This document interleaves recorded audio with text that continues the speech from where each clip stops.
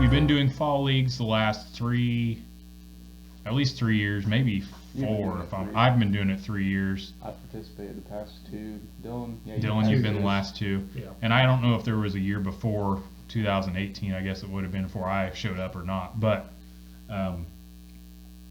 the fall league weather is not good. Nobody really enjoys playing in the cold. We had pretty decent weather this year. 2018, that was a miserable year.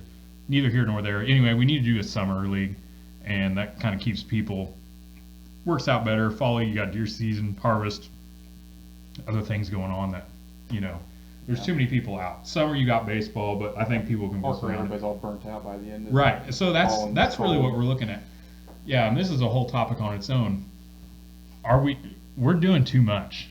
I don't know how you limit it, but there's too much going on. At the end of last year, and I'm not saying this just because I've been throwing on a shit arm. I was a little burnt out myself, and the only reason I could keep going is because I kind of felt like I had to prove to myself that I was still able to throw somewhat, which I think I did.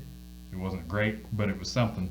So I did that, and that got it out of the way for me. But everyone else was dead, dog ass tired. Like, I don't know. What were you doing? I don't know if it's so much how much we were playing or just the way it was kind of ended up being structured. Like, we had nationals the week before the fun phenomenon. Yeah. Had those rammed up against each other. Then it was fall league.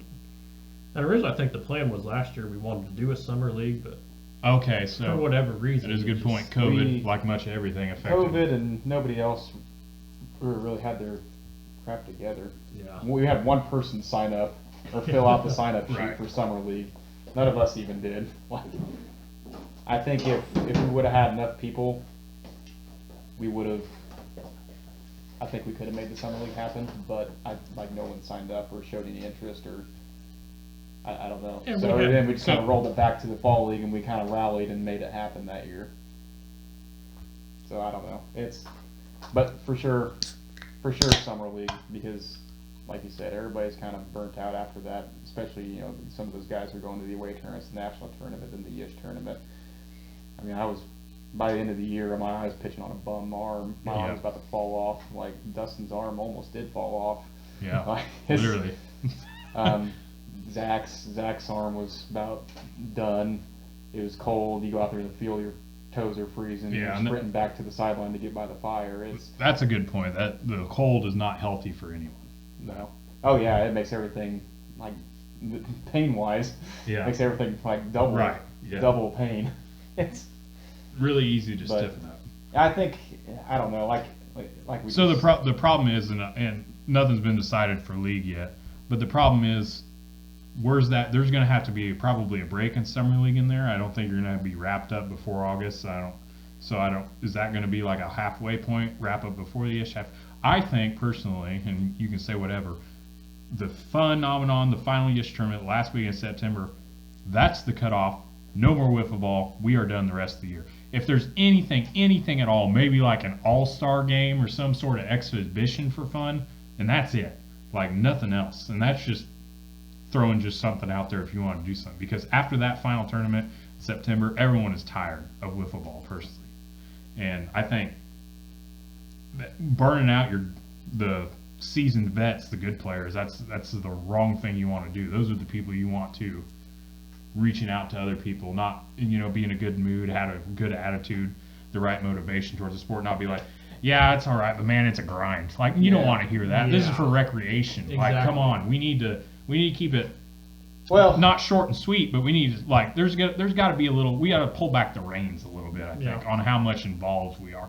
And us three are probably more involved than most, but even as a casual player, other than fall league, if that was the only thing you did, that wouldn't be nothing. Yeah. But a lot of these people are more heavily involved, and it wouldn't be that way if we get some more people out and take some of the load off and spread the wealth or the poorness in this case. So spread it out. So we got different players going to tournaments, and we've got people taking the load off, and it's just it would make it better in general. Just with more people. Right now, it's just a tough time to transition, and we are in a big transition period. I feel like from being local and becoming like we went to nationals, the NWLA tournament in well, it was supposed to be Indianapolis, moved to Pittsburgh. Did fairly well on that, honestly. Once again, injuries, burnout, whatever you want to call it. Not all the personnel. It wasn't our best personnel. We had plenty to win, that was for sure. But there were some other players that we definitely could have had. And really, it came down to health and endurance. I mean, we weren't set up endurance-wise, I don't think either. So let's back up. Just to make it clear, like, I don't think there was any, like, nobody chose to do this in the fall.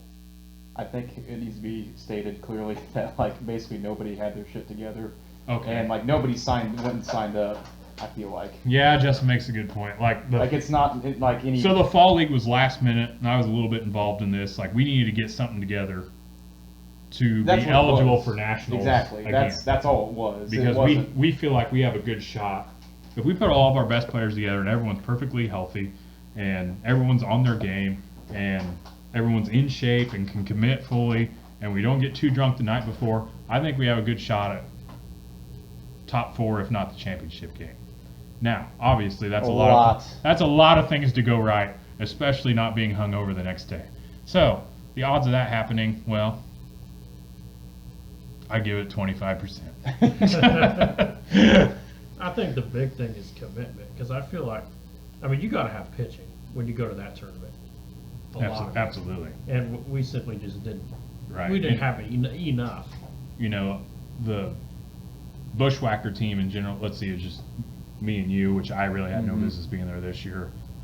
Hopefully next year I'm back to somewhat normal and I can throw better.